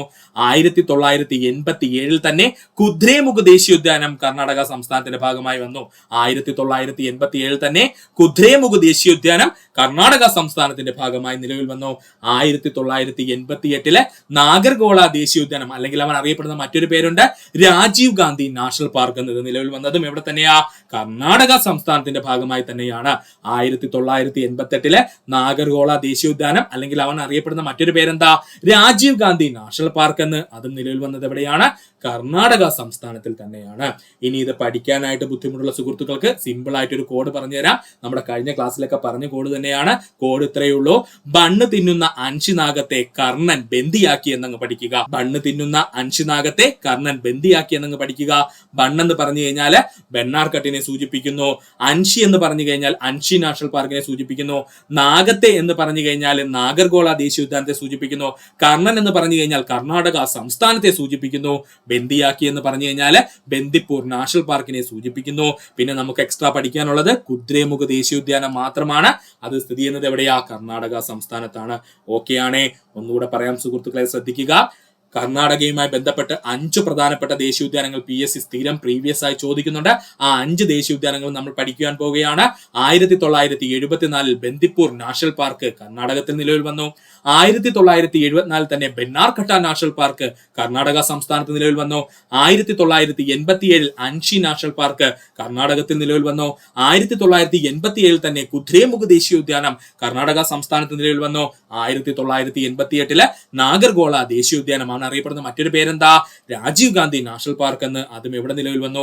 കർണാടക സംസ്ഥാനത്ത് നിലവിൽ വന്നു. ഇനി ഇത് പഠിക്കാൻ ബുദ്ധിമുട്ടുള്ള സുഹൃത്തുക്കൾക്ക് വേണ്ടി ചെറിയൊരു കോഡ് പറഞ്ഞുതരാം. ബണ്ണ് തിന്നുന്ന അൻഷിനാഗത്തെ കർണൻ ബന്ദിയാക്കി എന്നങ്ങ് പഠിക്കുക. ബണ്ണ് എന്ന് പറഞ്ഞു കഴിഞ്ഞാൽ ബന്നാർഘട്ട നാഷണൽ പാർക്ക്, അൻഷി എന്ന് പറഞ്ഞു കഴിഞ്ഞാൽ അൻഷി നാഷണൽ പാർക്ക്, നാഗത്തെ എന്ന് പറഞ്ഞു കഴിഞ്ഞാൽ നാഗർഹോള നാഷണൽ പാർക്ക്, കർണൻ എന്ന് പറഞ്ഞു കഴിഞ്ഞാൽ കർണാടക സംസ്ഥാനത്തെ സൂചിപ്പിക്കുന്നു. ബന്ദിയാക്കി എന്ന് പറഞ്ഞു കഴിഞ്ഞാൽ ബന്ദിപ്പൂർ നാഷണൽ പാർക്ക്. പിന്നെ ഇവിടെ പഠിക്കാനുള്ള ഒരൊറ്റ ആളെ ഉള്ള ആരാണ്?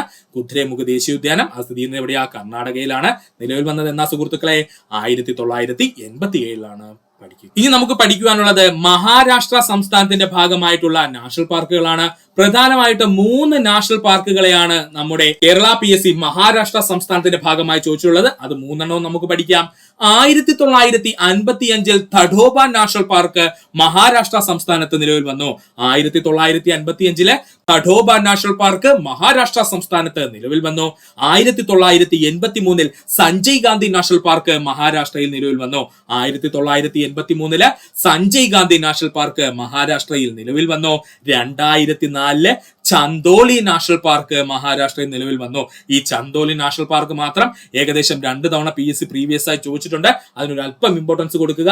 2004 ചന്ദോലി നാഷണൽ പാർക്ക് നിലവിൽ വന്നു. എവിടെയാണ്? മഹാരാഷ്ട്ര സംസ്ഥാനത്ത്. ഒന്നുകൂടെ പറയാം സുഹൃത്തുക്കളെ, ശ്രദ്ധിക്കുക. പ്രധാനപ്പെട്ട 3 ദേശീയോദ്യാനങ്ങളാണ് മഹാരാഷ്ട്ര സംസ്ഥാനത്തിന്റെ ഭാഗമായിട്ട് PSC ചോദിച്ചുകൊണ്ടിരിക്കുന്നത്. അവ ഏതൊക്കെയാ? 1955 തഡോബ നാഷണൽ പാർക്ക് മഹാരാഷ്ട്രയിൽ നിലവിൽ വന്നു. 1983 സഞ്ജയ് ഗാന്ധി നാഷണൽ പാർക്ക് മഹാരാഷ്ട്ര സംസ്ഥാനത്ത് നിലവിൽ വന്നു. 2004 ചന്ദോലി നാഷണൽ പാർക്ക് നിലവിൽ വന്നു. എവിടെയാ? മഹാരാഷ്ട്ര സംസ്ഥാനത്ത്. ഇനി നമുക്ക് പഠിക്കുവാനുള്ളത് ഉത്തരാഖണ്ഡ് സംസ്ഥാനത്തിന്റെ ഭാഗമായിട്ട് ഏകദേശം 5ഓളം ദേശീയോദ്യാനങ്ങൾ PSC ചോദിക്കുന്നുണ്ട് ഉത്തരാഖണ്ഡ് സംസ്ഥാനത്തിന്റെ ഭാഗമായിട്ട്. അപ്പൊ നമുക്ക് അവ ഏതെന്ന് നോക്കാം. 1936 കോർബറ്റ് നാഷണൽ പാർക്ക് ഉത്തരാഖണ്ഡ്. പ്രത്യേകത എന്താ സുഹൃത്തുക്കളെ? ഇന്ത്യയിലെ ആദ്യത്തെ ദേശീയോദ്യാനം എന്നറിയപ്പെടുന്നത് കോർബറ്റ് നാഷണൽ പാർക്കാണ്. അത് നിലവിൽ വന്നത് എത്രയില? 1936 ഏത് സംസ്ഥാനത്താ? ഉത്തരാഖണ്ഡ് സംസ്ഥാനത്തിലാണ്. 1982 Nanda Devi national park Uttarakhand. 1982 Nanda Devi national park Uttarakhand സംസ്ഥാനത്തിൽ നിലവിൽ വന്നു.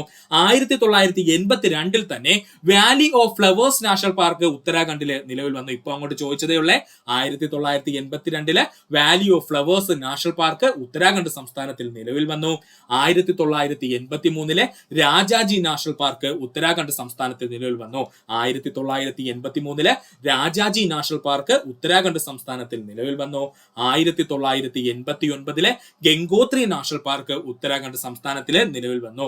1989 ഗംഗോത്രി നാഷണൽ പാർക്ക് ഉത്തരാഖണ്ഡ് സംസ്ഥാനത്തിന്റെ ഭാഗമായിട്ട് നിലവിൽ വന്നു. ഇതിനകത്ത് കോർബറ്റ് നാഷണൽ പാർക്കും അതുപോലെ രാജാജിയും വാലി ഓഫ് ഫ്ലവേഴ്സും PSC 1-2 തവണ എക്സ്ട്രാ എടുത്തു ചോദിച്ചിട്ടുണ്ട്. അതുകൊണ്ട് അതൊന്ന് വ്യക്തമായിട്ട് സുഹൃത്തുക്കൾ പഠിക്കാൻ ശ്രമിക്കുക. ഒന്നുകൂടി പറയാം സുഹൃത്തുക്കളെ, ശ്രദ്ധിക്കുക. ഏകദേശം 5ഓളം നാഷണൽ പാർക്കുകൾ നമ്മുടെ ഉത്തരാഖണ്ഡ് സംസ്ഥാനത്തിന്റെ ഭാഗമായിട്ട് PSC ചോദിച്ചിട്ടുണ്ട്. അവ ഓരോന്നും നമുക്ക് പഠിക്കാം. 1936 Corbett national park Uttarakhand. 1982 Nanda Devi national park ഉത്തരാഖണ്ഡിൽ നിലവിൽ വന്നു. 1982 തന്നെ valley of flowers national park ഉത്തരാഖണ്ഡിൽ നിലവിൽ വന്നു. 1983 രാജാജി നാഷണൽ പാർക്ക് ഉത്തരാഖണ്ഡിൽ നിലവിൽ വന്നു. 1989 ഗംഗോത്രി നാഷണൽ പാർക്ക് ഉത്തരാഖണ്ഡിൽ നിലവിൽ വന്നു. പഠിക്കുക. ഇനി നമുക്ക് പഠിക്കുവാനുള്ളത് തമിഴ്നാടിന്റെ ഭാഗമായിട്ട് 4 പ്രധാനപ്പെട്ട ദേശീയോദ്യാനങ്ങൾ PSC ചോദിക്കാറുണ്ട്. ആ 4 ദേശീയോദ്യാനങ്ങൾ നമ്മൾ അങ്ങ് പഠിക്കാൻ പോവുകയാണ്. ശ്രദ്ധിക്കുക. തമിഴ്നാട് സംസ്ഥാനത്തിന്റെ ഭാഗമായിട്ടുള്ള ദേശീയോദ്യാനങ്ങൾ.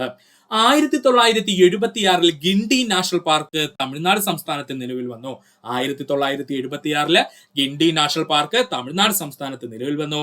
1989 ഇന്ദിരാഗാന്ധി ദേശീയോദ്യാനം, അല്ലെങ്കിൽ അവൻ അറിയപ്പെടുന്ന മറ്റൊരു പേരുണ്ട് അണ്ണാമലൈ ദേശീയോദ്യാനം. ഇതെവിടെ നിലവിൽ വന്നു? തമിഴ്നാടില് നിലവിൽ വന്നു. പഠിച്ചോളണേ. 1989 ഇന്ദിരാഗാന്ധി ദേശീയോദ്യാനം, അല്ലെങ്കിൽ അവൻ അറിയപ്പെടുന്ന മറ്റൊരു പേരെന്താ? അണ്ണാമലൈ ദേശീയോദ്യാനം നിലവിൽ വന്നത് എവിടെയാ? തമിഴ്നാട് സംസ്ഥാനത്തില്. 1990 മുതുമല നാഷണൽ പാർക്ക് തമിഴ്നാട് സംസ്ഥാനത്തിന്റെ ഭാഗമായി നിലവിൽ വന്നു. 1990 മുതുമല നാഷണൽ പാർക്ക് തമിഴ്നാട് സംസ്ഥാനത്തിന്റെ ഭാഗമായി നിലവിൽ വന്നു. 1990 തന്നെ മുക്കുരുത്തി നാഷണൽ പാർക്ക് തമിഴ്നാട് സംസ്ഥാനത്തിന്റെ ഭാഗമായി നിലവിൽ വന്നു. 1990 തന്നെ മുക്കുരുത്തി നാഷണൽ പാർക്ക് തമിഴ്നാട് സംസ്ഥാനത്തിന്റെ ഭാഗമായിട്ട് നിലവിൽ വന്നു. ഒന്നുകൂടി പറയാം സുഹൃത്തുക്കളെ, ശ്രദ്ധിക്കുക. കേരള PSC തമിഴ്നാട് സംസ്ഥാനത്തിലുള്ള 4 പ്രധാനപ്പെട്ട നാഷണൽ പാർക്കുകളെ പറ്റിയാണ് ചോദിച്ചിട്ടുള്ളത്. അവ ഏതൊക്കെയാണ് നമുക്ക് ഒന്നുകൂടി നോക്കാം. 1976 ഗിണ്ടി നാഷണൽ പാർക്ക് തമിഴ്നാട് സംസ്ഥാനത്തിന്റെ ഭാഗമായി നിലവിൽ വന്നു. 1989 ഇന്ദിരാഗാന്ധി ദേശീയോദ്യാനം, ആ അറിയപ്പെടുന്ന മറ്റൊരു പേരെന്താ? അണ്ണാമലൈ ദേശീയോദ്യാനം. ഇതും എവിടെയാണ്? തമിഴ്നാട് സംസ്ഥാനത്തിന്റെ ഭാഗമായി നിലവിൽ വന്നു. 1990 മുതുമല നാഷണൽ പാർക്ക് തമിഴ്നാട് സംസ്ഥാനത്തിന്റെ ഭാഗമായി നിലവിൽ വന്നു. 1990 തന്നെ മുക്കുരുത്തി നാഷണൽ പാർക്ക് തമിഴ്നാട് സംസ്ഥാനത്തിന്റെ ഭാഗമായി നിലവിൽ വന്നു. ഇനി നമുക്ക് നോക്കുവാനുള്ളത് ഹിമാചൽ പ്രദേശ് സംസ്ഥാനത്തിന്റെ ഭാഗമായി PSC ചോദിച്ചിട്ടുള്ള ദേശീയോദ്യാനങ്ങളാണ്. പ്രധാനപ്പെട്ട 5 ദേശീയോദ്യാനങ്ങളെ പറ്റി നമ്മുടെ കേരള PSC ഹിമാചൽ പ്രദേശിന്റെ ഭാഗത്ത് നിന്ന് ചോദിച്ചിട്ടുണ്ട്. അവ ഏതൊക്കെയാണെന്ന് നമുക്ക് നോക്കാം. 1984 great Himalayan national park Himachal Pradesh സംസ്ഥാനത്തിന്റെ ഭാഗമായി നിലവിൽ വന്നു. 1984 great Himalayan national park Himachal Pradesh സംസ്ഥാനത്തിന്റെ ഭാഗമായി നിലവിൽ വന്നു. 1987 Pin valley national park Himachal Pradesh സംസ്ഥാനത്തിന്റെ ഭാഗമായി നിലവിൽ വന്നു. പഠിച്ചോളണേ, 1987 Pin valley national park Himachal Pradesh സംസ്ഥാനത്തിന്റെ ഭാഗമായി നിലവിൽ വന്നു. 2010 ഇൻഡക്കീർ നാഷണൽ പാർക്ക് ഹിമാചൽ പ്രദേശിന്റെ ഭാഗമായിട്ട് നിലവിൽ വന്നു. 2010 ഇൻഡക്കിൽ നാഷണൽ പാർക്ക് ഹിമാചൽ പ്രദേശ് സംസ്ഥാനത്തിന്റെ ഭാഗമായി നിലവിൽ വന്നു. 2010 തന്നെ ഖീർഗംഗ നാഷണൽ പാർക്ക് ഹിമാചൽ പ്രദേശ് സംസ്ഥാനത്തിന്റെ ഭാഗമായിട്ട് നിലവിൽ വന്നു. 2010 തന്നെ ഖീർഗംഗ നാഷണൽ പാർക്ക് ഹിമാചൽ പ്രദേശ് സംസ്ഥാനത്തിന്റെ ഭാഗമായി നിലവിൽ വന്നു. 2010 തന്നെ സിംബൽബറ നാഷണൽ പാർക്ക് ഹിമാചൽ പ്രദേശ് സംസ്ഥാനത്തിന്റെ ഭാഗമായിട്ട് നിലവിൽ വന്നു. 2010 തന്നെ സിംബൽബറ നാഷണൽ പാർക്ക് ഹിമാചൽ പ്രദേശ് സംസ്ഥാനത്തിന്റെ ഭാഗമായിട്ട് നിലവിൽ വന്നു. ഈ 2010 നിലവിൽ വന്ന പ്രധാനപ്പെട്ട നാഷണൽ പാർക്കുകൾ സുഹൃത്തുക്കളെ വ്യക്തമായിട്ട് പഠിക്കുക. അവ ഇനിയും ചോദിക്കാൻ സാധ്യതയുണ്ട്. അപ്പൊ ഒന്നുകൂടി പറയാം സുഹൃത്തുക്കളെ, ശ്രദ്ധിക്കുക. നമ്മളിവിടെ പറഞ്ഞത് ഹിമാചൽ പ്രദേശ് സംസ്ഥാനത്തിന്റെ ഭാഗമായി PSC ചോദിച്ചിട്ടുള്ള 5 നാഷണൽ പാർക്കുകളാണ്. അവ ഏതൊക്കെയാ? 1984 great Himalayan national park Himachal Pradesh സംസ്ഥാനത്ത് നിലവിൽ വന്നു. 1987 Pin valley national park Himachal Pradesh സംസ്ഥാനത്തിന്റെ ഭാഗമായി നിലവിൽ വന്നു. 2010 ഇൻഡക്കിൽ നാഷണൽ പാർക്ക് ഹിമാചൽ പ്രദേശ് സംസ്ഥാനത്തിന്റെ ഭാഗമായി നിലവിൽ വന്നു. 2010 തന്നെ ഖീർഗംഗ നാഷണൽ പാർക്ക് ഹിമാചൽ പ്രദേശ് സംസ്ഥാനത്തിന്റെ ഭാഗമായി നിലവിൽ വന്നു. 2010 തന്നെ സിംബൽബറ നാഷണൽ പാർക്ക് ഹിമാചൽ പ്രദേശ് സംസ്ഥാനത്തിന്റെ ഭാഗമായി നിലവിൽ വന്നു. ഇതിൽ 2010 വന്ന 3 നാഷണൽ പാർക്കുകളും സുഹൃത്തുക്കളെ പഠിക്കാൻ ശ്രമിക്കുക. ഇനി നമുക്ക് നോക്കുവാനുള്ളത് ഗുജറാത്തിന്റെ ഭാഗമായി PSC ചോദിച്ച 2 പ്രധാനപ്പെട്ട ദേശീയോദ്യാനങ്ങളാണ്. അവ ഏതൊക്കെയാണ്? 1976 ബ്ലാക്ക് ബക്ക് നാഷണൽ പാർക്ക് ഗുജറാത്തിൽ നിലവിൽ വന്നു. 1976 ബ്ലാക്ക് ബക്ക് നാഷണൽ പാർക്ക് ഗുജറാത്തിൽ നിലവിൽ വന്നു. 1982 മറൈൻ നാഷണൽ പാർക്ക് ഗുജറാത്തിൽ നിലവിൽ വന്നു. 1982 മറൈൻ നാഷണൽ പാർക്ക് ഗുജറാത്തിൽ നിലവിൽ വന്നു. ഇങ്ങനെ പ്രധാനപ്പെട്ട 2 ദേശീയ ഉദ്യാനങ്ങളെ പറ്റി അല്ലെങ്കിൽ നാഷണൽ പാർക്കിനെ പറ്റിയിട്ടാണ് ഗുജറാത്തിൽ നിന്ന് കേരള PSC ചോദിച്ചിട്ടുള്ളത്. അവ ഏതൊക്കെയാണെന്ന് ഒന്നുകൂടി പറയാം സുഹൃത്തുക്കളെ.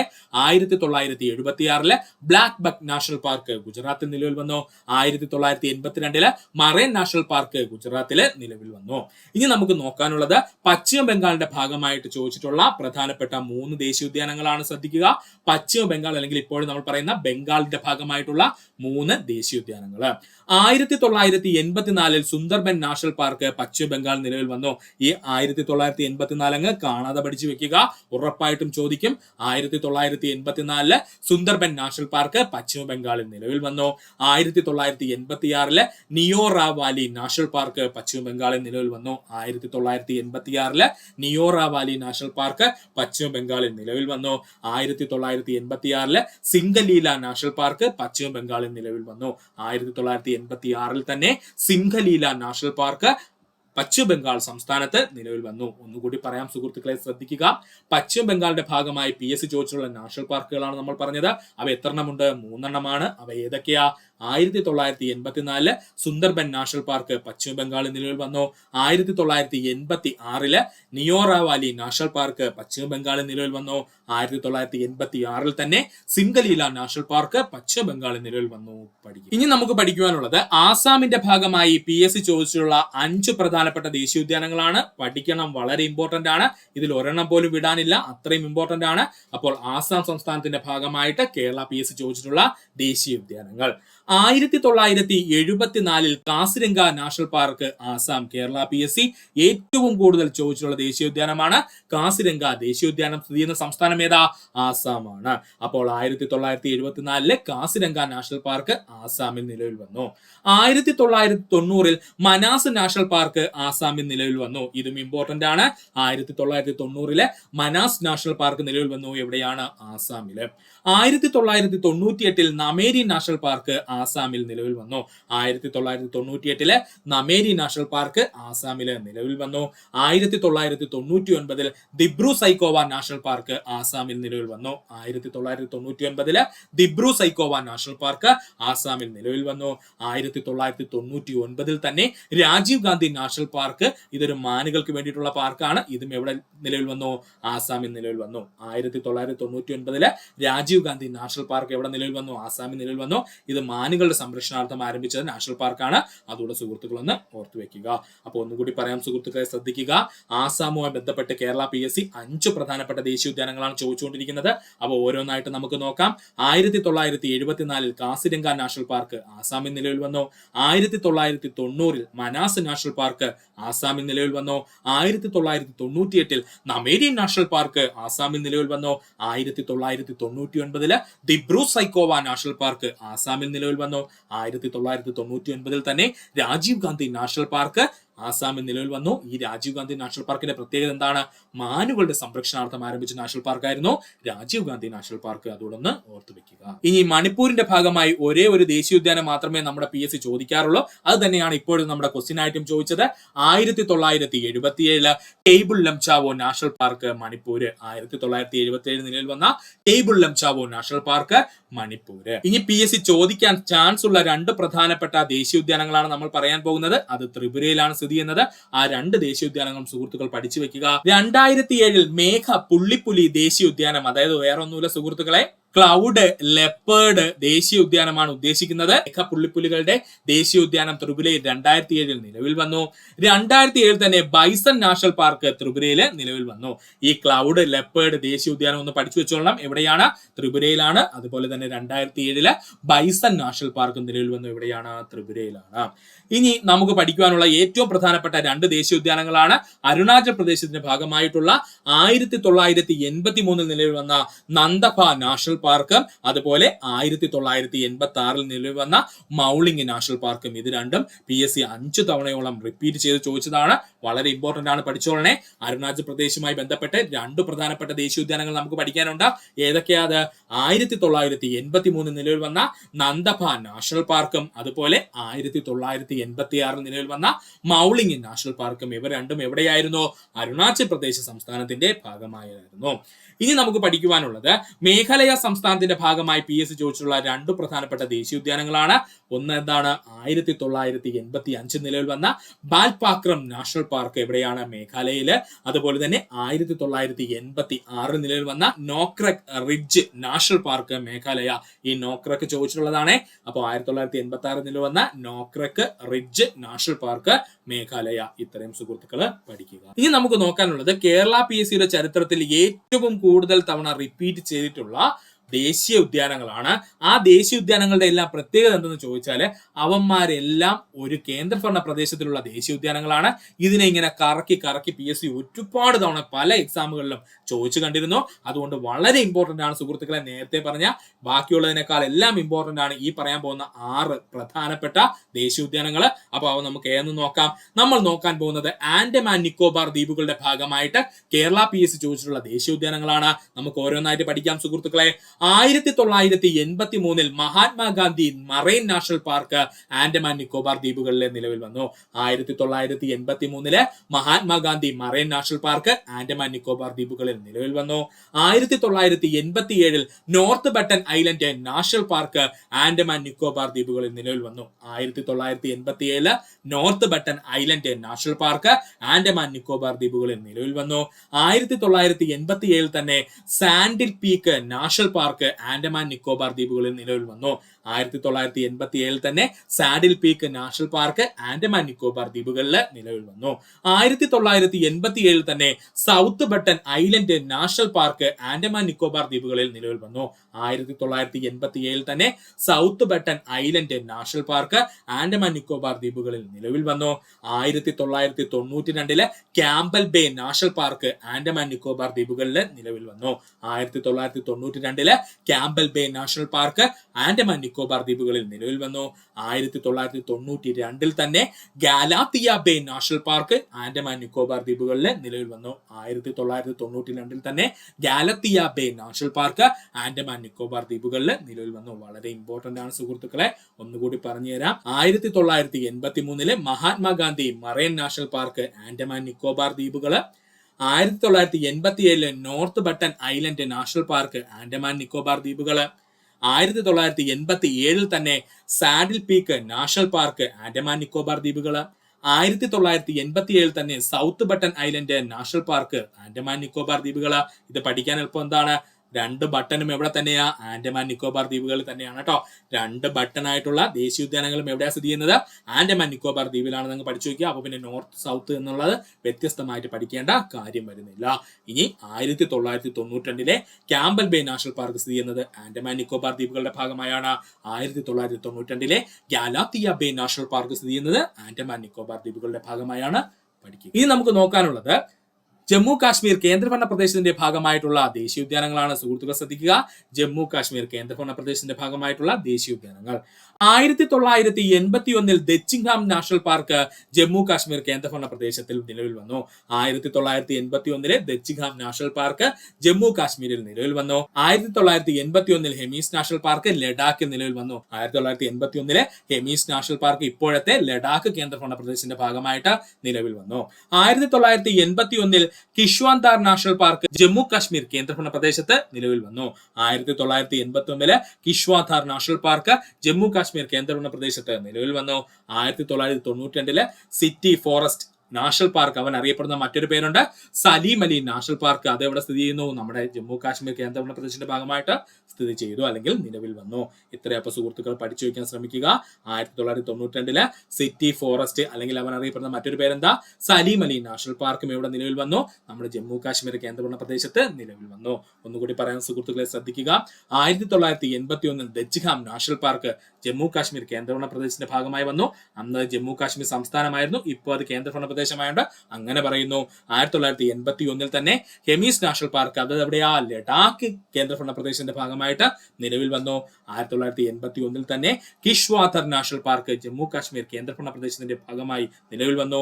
1992 സിറ്റി ഫോറസ്റ്റ് അല്ലെങ്കിൽ സലീം അലി നാഷണൽ പാർക്ക് ജമ്മു കാശ്മീർ കേന്ദ്രഭരണ പ്രദേശത്തിന്റെ ഭാഗമായിട്ട് നിലവിൽ വന്നു. പഠിക്കുക. 12ാമത്തെ ചോദ്യം, നഗര ഗാർഹിക അവശിഷ്ടങ്ങളിൽ നിന്നും വൈദ്യുതി ഉൽപ്പാദിപ്പിക്കുന്ന ഇന്ത്യയിലെ ആദ്യത്തെ അർബൻ വേസ്റ്റ് മാനേജ്മെന്റ് സംവിധാനം നടപ്പിലാക്കിയ നഗരം എന്ന് ചോദിച്ചു കഴിഞ്ഞാൽ അത് ഓപ്ഷൻ എ അഹമ്മദാബാദ് ആണ്. അത് കറണ്ട് അഫേഴ്സ് ആയിട്ട് ഒരു ക്വസ്റ്റ്യൻ ആണ്, അതുകൊണ്ട് സുഹൃത്തുക്കൾ അത് പഠിച്ചു വെക്കുക.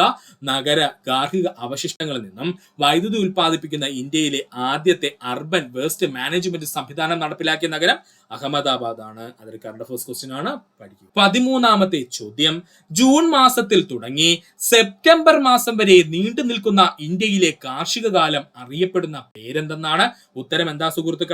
ഖാരിഫ് കാർഷിക കാലമാണ്. പഠിച്ചോളനെ, വളരെ വളരെ ഇമ്പോർട്ടന്റ് ആയിട്ടുള്ള പോയിന്റ് ആണ് പറഞ്ഞത്. ജൂൺ മാസത്തിൽ തുടങ്ങി സെപ്റ്റംബർ മാസം വരെ നീണ്ടു നിൽക്കുന്ന ഇന്ത്യയിലെ കാർഷിക കാലം എന്നറിയപ്പെടുന്നത് ഏതാണ്? ഖാരിഫ് വിളകളുടെ കാർഷിക കാലമാണ്. പഠിച്ചു വെക്കുക. ഇന്ത്യൻ കാലാവസ്ഥയ്ക്ക് അനുസൃതമായി 3 രീതിയിലുള്ള കൃഷി രീതിയാണ് ഇന്ത്യയിൽ പൊതുവെ കാണപ്പെടുന്നത്. ഇവ നമുക്ക് എല്ലാവർക്കും അറിയാവുന്നതാണ്. ഖാരിഫ് വിളകൾ, റാബി വിളകൾ, സെയ്ദ് വിളകൾ. നമുക്ക് എല്ലാവർക്കും അറിയാം, ഇന്ത്യൻ കാലാവസ്ഥയ്ക്ക് അനുസൃതമായിട്ട് 3 രീതിയിലുള്ള കൃഷി രീതിയാണ് ഇന്ത്യയിൽ പൊതുവെ കാണപ്പെടുന്നത്. ഖാരിഫ് വിളകള്, റാബി വിളകള്, സെയ്ദ് വിളകൾ, ഇങ്ങനെ 3 രീതിയിൽ. ഖാരിഫ് വിളകൾ, അറബിയിൽ ശരത്കാലം എന്നർത്ഥം വരുന്ന വാക്കാണ് ഖാരിഫ്. പഠിച്ചോളനെ, അറബിയില് ശരത്കാലം എന്നർത്ഥം വരുന്ന വാക്കാണ് ഖാരിഫ്. മൺസൂണിന്റെ ആരംഭകാലത്ത് വിളവിറക്കുകയും മൺസൂണിന്റെ പിൻവാങ്ങൽ കാലത്ത് വിളവെടുക്കുകയും ചെയ്യുന്ന കൃഷിരീതിയാണ് ഖാരിഫ് വിളകൾ എന്ന് പറഞ്ഞു കഴിഞ്ഞാൽ തെറ്റിപ്പോവല്ലേ. മൺസൂണിന്റെ ആരംഭം, അതായത് മഴയുടെ ആരംഭത്തിൽ നമ്മൾ വിളവിറക്കും. മൺസൂണിന്റെ പിൻവാങ്ങൽ കാലത്ത്, അതായത് മൺസൂൺ കഴിഞ്ഞതോടുകൂടി നമ്മൾ വിളവെടുക്കുകയും ചെയ്യും. ഇതിനെയാണ് ഖാരിഫ് വിളകൾ എന്ന പേരിൽ അറിയപ്പെടുന്നത്.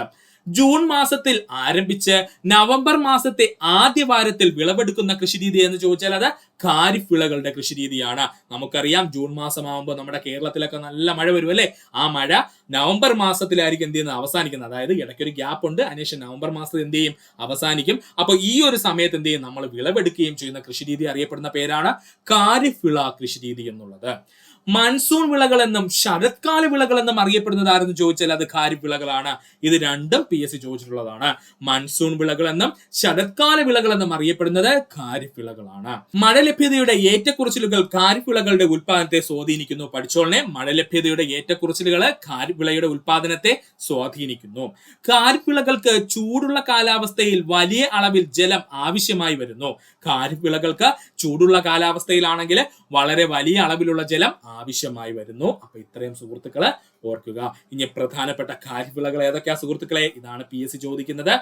നെല്ല്, ചോളം, പരുത്തി, തിനവിള, ചണം, കരിമ്പ്, നിലക്കടല. ഇത്രയെങ്കിലും പഠിച്ചു വെച്ചോളണേ. പ്രധാനപ്പെട്ട ഖാരിഫ് വിളകൾ ഏതൊക്കെയാ? നെല്ല്, ചോളം, പരുത്തി, തിനവിളകൾ, ചണം, കരിമ്പ്, നിലക്കടല എന്നിവയാണ്. ഒന്നുകൂടി പറയാം സുഹൃത്തുക്കളെ, ശ്രദ്ധിക്കുക. ഖാരിഫ് വിളകളെ പറ്റിയാണ് നമ്മൾ പറഞ്ഞുകൊണ്ടിരുന്നത്. അറബിയിൽ ശരത്കാലം എന്നർത്ഥം വരുന്ന വാക്കാണ് ഖാരിഫ് എന്നുള്ളത്. മൺസൂണിന്റെ ആരംഭകാലത്ത് വിളവിറക്കുകയും മൺസൂണിന്റെ പിൻവാങ്ങൽ കാലത്ത് വിളവെടുക്കുകയും ചെയ്യുന്ന വിളകളാണ് ഖാരിഫ് വിളകൾ. സിമ്പിൾ ആയിട്ട് പറഞ്ഞു കഴിഞ്ഞാൽ മഴയുടെ ആരംഭത്തോടു കൂടി നമ്മൾ വിത്ത് വിതച്ച് വിളവിറക്കും. മൺസൂണിന്റെ അവസാനം അല്ലെങ്കിൽ മഴയുടെ അവസാനത്തോടു കൂടി നമ്മൾ വിളവെടുക്കുകയും ചെയ്യും. ഈ കൃഷിരീതിയാണ് ഖാരിഫ് വിളകൾ എന്ന പേരിൽ അറിയപ്പെടുന്നത്. ജൂൺ മാസത്തിൽ ആരംഭിച്ച് നവംബർ മാസത്തെ ആദ്യ വാരത്തിൽ വിളവെടുക്കുന്ന കൃഷിരീതിയാണ് ഖാരിഫ് രീതി എന്ന് പറയുന്നത്. ഇതാണ് ഇപ്പോൾ PSC അങ്ങോട്ട് ചോദിച്ചത്. മൺസൂൺ വിളകൾ എന്നും ശരത്കാല വിളകൾ എന്നും അറിയപ്പെടുന്നത് ഖാരിഫ് വിളകളാണ്. മഴ ലഭ്യതയുടെ ഏറ്റക്കുറച്ചിൽ ഖാരിഫ് വിളകളുടെ ഉൽപാദനത്തെ സ്വാധീനിക്കുന്നു. ഖാരിഫ് വിളകൾക്ക് ചൂടുള്ള കാലാവസ്ഥയിൽ വലിയ അളവിലുള്ള ജലം ആവശ്യമായി വരുന്നു. ഇനി പ്രധാനപ്പെട്ട ഖാരിഫ് വിളകൾ ഏതൊക്കെയാ? നെല്ല്, ചോളം, പരുത്തി, തിനവിളകൾ, ചണം, കരിമ്പ്, നിലക്കടല എന്നിവയാണ്. അടുത്തതായി നമുക്ക് പഠിക്കാനുള്ളതാണ് റാബി വിളകൾ.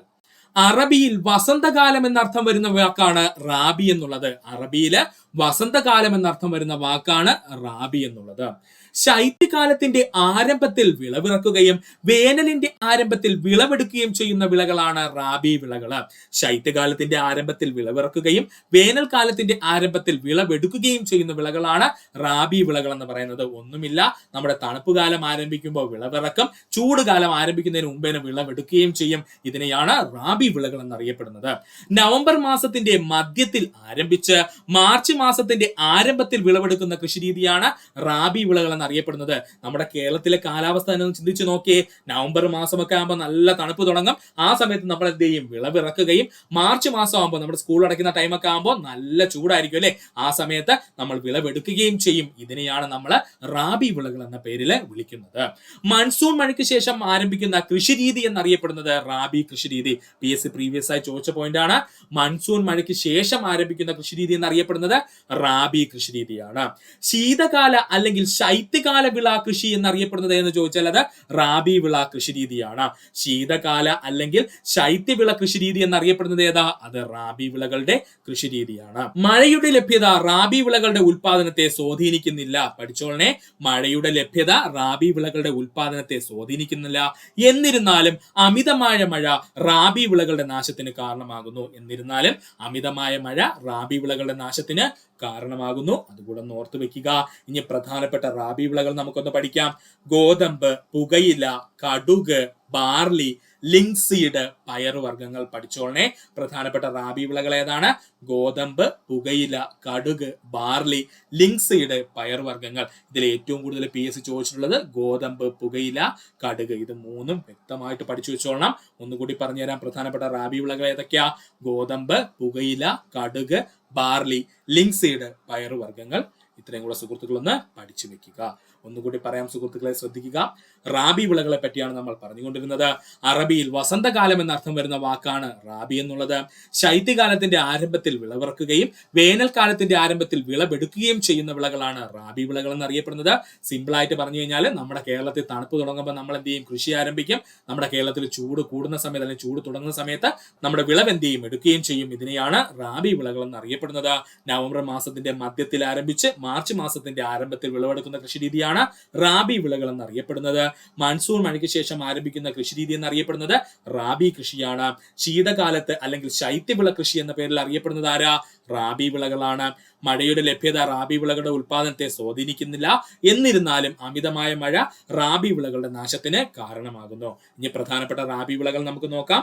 ഗോതമ്പ്, പുകയില, കടുക്, ബാർലി, ലിങ്സീഡ് പയർവർഗ്ഗങ്ങളാണ്.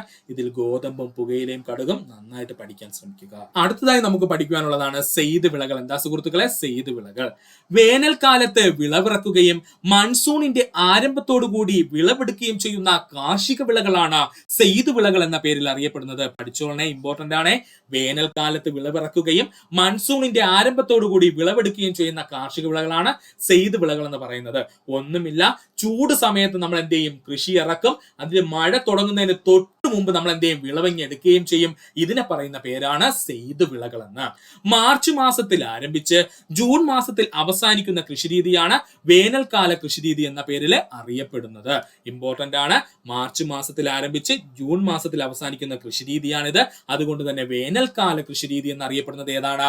അത് സെയ്ത് വിളകളാണ്. വേനൽക്കാല കൃഷിരീതി എന്നറിയപ്പെടുന്നത് ആരാ? സെയ്ത് വിളകളാണ്. ശ്രദ്ധിച്ചു നോക്കൂ സുഹൃത്തുക്കളെ, നമ്മുടെ കേരളത്തിലെ നമ്മുടെ സ്കൂളിലെ കുട്ടികൾക്കെല്ലാം പരീക്ഷ നടക്കുന്ന സമയത്ത് നല്ല ചൂട് സമയമായിരിക്കും അല്ലെ? ആ സമയത്ത് നമ്മൾ കൃഷി ഇറക്കും. എന്നിട്ട് സ്കൂൾ തുറക്കാറാകുമ്പോൾ അല്ലെങ്കിൽ മഴ ആരംഭിക്കുന്ന സമയത്ത് നമ്മൾ എന്ത് ചെയ്യും? ജൂൺ മാസത്തിൽ നമ്മുടെ വിളവെടുക്കുകയും ചെയ്യും. ഇതിനെയാണ് സെയ്ത് വിളകൾ എന്ന പേരിൽ അറിയപ്പെടുന്നത്.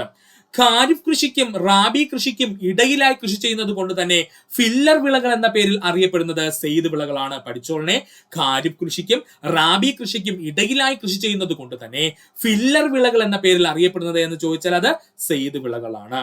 ചൂടുള്ളതും വരണ്ടതുമായ കാലാവസ്ഥ വേണ്ട വിളകളാണ് സെയ്ത് വിളകൾ. ചൂടുള്ളതും വരണ്ടതുമായ കാലാവസ്ഥ വേണ്ട വിളകളാണ് സെയ്ത് വിളകൾ എന്നറിയപ്പെടുന്നത്. കൂടുതലായും വടക്കേ ഇന്ത്യയിലാണ് സെയ്ത് വിളകൾ കൃഷി ചെയ്തു വരുന്നത്. അത് ഇമ്പോർട്ടന്റ് ആണ്. കൂടുതലായിട്ടും വടക്കേ ഇന്ത്യയിലാണ് സെയ്ത് വിളകൾ കൃഷി ചെയ്തു വരുന്നത്. പ്രധാന സെയ്ത് വിളകൾ എന്ന് ചോദിച്ചാൽ പഴങ്ങളും പച്ചക്കറികളുമാണ് കേട്ടോ. പ്രധാന സെയ്ത് വിളകൾ ഏതാണ്? പഴങ്ങളും പച്ചക്കറികളുമാണ്. ഒന്നുകൂടി പറയാം സുഹൃത്തുക്കളെ, ശ്രദ്ധിക്കുക. സെയ്ത് വിളകളെ പറ്റിയാണ് നമ്മൾ പറഞ്ഞുകൊണ്ടിരുന്നത്. വേനൽക്കാലത്ത് വിളവിറക്കുകയും മൺസൂണിന്റെ ആരംഭത്തോടുകൂടി വിളവെടുക്കുകയും ചെയ്യുന്ന കാർഷിക വിളകളാണ് സെയ്ത് വിളകൾ. മാർച്ച് മാസത്തിൽ ആരംഭിച്ച് ജൂൺ മാസത്തിന്റെ അവസാനിക്കുന്ന കൃഷിരീതിയാണ് സെയ്ത് വിള കൃഷിരീതി എന്നറിയപ്പെടുന്നത്. വേനൽക്കാല കൃഷിരീതി എന്നറിയപ്പെടുന്നത് സെയ്ത് വിള കൃഷിരീതിയാണ്. ഖാരിഫ് കൃഷിക്കും റാബി കൃഷിക്കും ഇടയിൽ കൃഷി ചെയ്യുന്നത് കൊണ്ട് തന്നെ ഫില്ലർ വിളകൾ എന്ന പേരിൽ അറിയപ്പെടുന്നത് ആരെന്ന് ചോദിച്ചാൽ അത് സെയ്ത് വിളകളാണ്. ചൂടുള്ളതും വരണ്ടതുമായ കാലാവസ്ഥ വേണ്ട വിളയിനങ്ങളാണ് സെയ്ത് വിളകൾ എന്ന് പറയുന്നത്.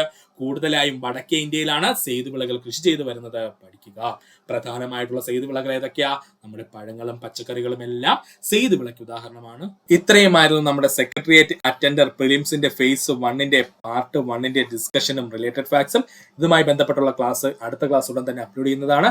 ഇത്രയും നേരം ഈ വീഡിയോയുടെ സുഹൃത്തുക്കൾ എല്ലാവർക്കും നന്ദി, നമസ്കാരം. നിങ്ങൾക്ക് ഈ വീഡിയോ ഇഷ്ടമായെങ്കിൽ നിങ്ങളുടെ സുഹൃത്തുക്കൾ കൂടി ഒന്ന് ഷെയർ ചെയ്ത് കൊടുക്കുക. അതിനോടൊപ്പം തന്നെ നമ്മുടെ ചാനൽ സബ്സ്ക്രൈബ് ചെയ്ത് സഹായിക്കുക. സബ്സ്ക്രൈബ് ബട്ടണോട് ചേർന്നുള്ള ബെൽ ബട്ടൺ അമർത്തി കഴിഞ്ഞാൽ നമ്മൾ അപ്ലോഡ് ചെയ്യുന്ന വീഡിയോകൾ അപ്പോൾ തന്നെ സുഹൃത്തുക്കളെ നിങ്ങളെത്തുന്നതാണ്. സുഹൃത്തുക്കൾ എല്ലാവർക്കും നന്ദി, നമസ്കാരം. നല്ലൊരു ദിവസം. ഈ ചാനലിന്റെ വളർച്ച എന്ന് പറയുന്നത് സുഹൃത്തുക്കളെ നിങ്ങളുടെ സബ്സ്ക്രിപ്ഷനും അതിനോടൊപ്പം തന്നെ നിങ്ങളുടെ സപ്പോർട്ടുമാണ്. ഒത്തിരി സുഹൃത്തുക്കൾ ഇപ്പോഴും സബ്സ്ക്രൈബ് ചെയ്യാതെ കാണുന്നുണ്ട്. ദയവ് ചെയ്ത് സബ്സ്ക്രൈബ് ചെയ്ത് ഈ ചാനൽ ഒന്ന് സപ്പോർട്ട് ചെയ്യുക, സഹായിക്കുക.